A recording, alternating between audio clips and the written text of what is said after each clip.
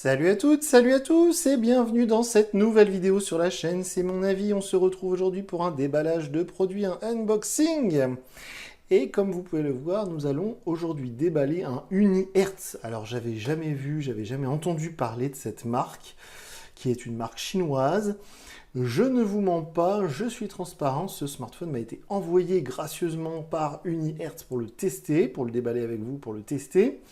Je n'ai pas du tout été payé pour en dire du bien, donc si c'est mauvais, je vais le dire. Et j'étais surtout curieux parce que ce smartphone, ce téléphone est vraiment très étrange. En tout cas, il se différencie de tout ce qu'on peut voir actuellement sur la production mondiale. C'est vraiment un smartphone très à part, on va le voir dans un instant, vous allez tout de suite comprendre pourquoi, même vous avez peut-être compris vis-à-vis de la taille de la boîte par rapport à ma main. Donc le modèle c'est Jelly 2E, ça vient de sortir, hein, donc c'est tout frais, c'est début novembre là, que ça va être mis en vente en fait, ce téléphone. Donc c'est vraiment tout récent. Alors ce smartphone, on va le déballer tout de suite, hein, le packaging est assez chouette mais assez commun, hein, il n'y a rien d'exceptionnel. On va le déballer ensemble tout de suite parce que c'est surtout donc la taille du téléphone et son poids qui sont vraiment exceptionnels, en tout cas vraiment hors normes du fait de ce qu'on voit actuellement sur la production. Alors, voyons voir. J'ai été voir leur site et visiblement, ils font d'autres smartphones, hein. Ils font des téléphones renforcés, ils font des téléphones avec clavier. Donc, je ne connaissais pas du tout cette marque, mais visiblement, elle existe depuis quelques années maintenant. Il y avait une série Jelly, donc il y a eu d'autres modèles qui portent ce nom de Jelly. Il y avait eu le Jelly 2, et là, c'est le Jelly 2E. Donc, c'est une sorte d'évolution. Alors, voyons voir. La petite pochette, on va regarder ce qu'il y a dedans dans un instant.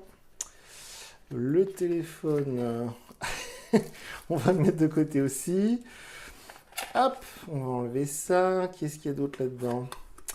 Un petit câble USB-C, parce que c'est de la connectique USB-C, avec une petite dragonne. C'est original, il y a une dragonne pour accrocher le téléphone, vous savez, comme une Wiimote, hein. Elle est marquée Unihertz en plus, ça c'est chouette. Et donc du coup, il n'y a rien d'autre dans la boîte, il n'y a pas d'oreillette et il n'y a pas d'adaptateur secteur. Donc, le téléphone en lui-même, parce que c'est ça qui est intéressant, c'est ça qui a éveillé ma curiosité, parce que je reçois beaucoup de demandes de marques chinoises, hein, en l'occurrence, alors souvent des accessoires, des oreillettes, des machins comme ça, donc je dis non, des tablettes, et parfois donc des constructeurs, des fabricants, récemment on a eu des fabricants de smartphones renforcés, des marques que je ne connaissais pas, et souvent des smartphones assez anodins, ou en tout cas des choses qu'on peut voir sur le marché, mais alors là, celui-ci, quand j'ai vu le poids et la taille, donc 110 grammes seulement, j'ai dit oui, ça je veux tester. Alors il y a une coque qui est déjà appliquée, on va l'enlever. Il y a une coque souple, donc qui est fournie avec, ça c'est chouette. Donc si vous me suivez depuis longtemps sur les vidéos de la chaîne C'est mon avis, vous savez que j'aime bien les smartphones compacts, hein. Je vous ai souvent bassiné avec ça. Et je vous ai souvent parlé de la bonne époque où par exemple Sony sortait le Xperia Z2 et puis il sortait aussi le Xperia Z2 compact, qui était une petite version du Z2. Bon, bah, ça n'existe plus les smartphones compacts, c'est très difficile à trouver les smartphones compacts. Et bien là, celui-ci, pour être compact, il est compact parce qu'il est microscopique, il est minuscule. Ça fait très longtemps que j'ai pas eu un smartphone aussi petit et léger en main. Donc comme je vous le disais, 110 grammes. Alors par contre, cet autocollant en mode, on peut pas l'enlever. Je sais pas c'est quoi ce délire là, mais ça c'est vraiment une mauvaise idée. Si, ça y est, on peut le virer. Très étrange cet autocollant. Voilà, bah, c'est quand même vachement plus joli comme ça. C'est quand même très joli. Donc il y a un petit lecteur d'empreintes ici. Le bouton pour l'allumer, j'imagine. Ça doit être pour le volume, on va tester. Donc comme d'habitude, ce téléphone, là, je le déballe avec vous. Je vais mettre ma carte SIM, je vais mettre mon compte Google, je vais l'emmener partout avec moi. Il n'y a pas de clavier, on peut pas le... Il se clipse par un. Le téléphone, là, il se déplie pas, hein. C'est vraiment sa taille maximum. Donc il y a un connecteur USB-C ici, le tiroir SIM. En haut, on va avoir un émetteur infrarouge, un connecteur jack et le trou pour le micro. Et puis en dessous, le micro principal, une vis. Ouais, c'est ça, c'est une vis pour la réparation. Et puis un haut-parleur, évidemment. Donc je sens sous mes doigts qu'il y a une protection d'écran qui est déjà appliquée. Voilà, je vais l'enlever, mais bon, vous la laisserez évidemment, hein, c'est juste pour vous montrer qu'elle est là. Donc on va essayer d'allumer le téléphone, j'espère qu'il est chargé. Je l'ai reçu ce matin. Est-ce que ça s'allume? J'ai pas l'impression, je pense que la batterie est complètement vide. Ouais, effectivement, il ne veut pas s'allumer. Donc, de toute manière, c'est pas très grave, parce que là, c'est le déballage, évidemment. Le smartphone, il tourne sous Android 12, mais je suis très curieux de voir comment Android 12 peut fonctionner sur un écran d'une si petite taille. Au niveau de l'autonomie, on a une toute petite batterie de mémoire, je crois que c'est 2000 mAh si ce n'est moins, c'est peut-être 1200 je crois, je sais plus.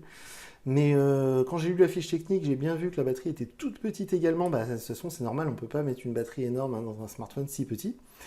Donc c'est ça que je voudrais vérifier, c'est l'autonomie de l'appareil. Est-ce qu'il est possible de tenir une journée avec ça?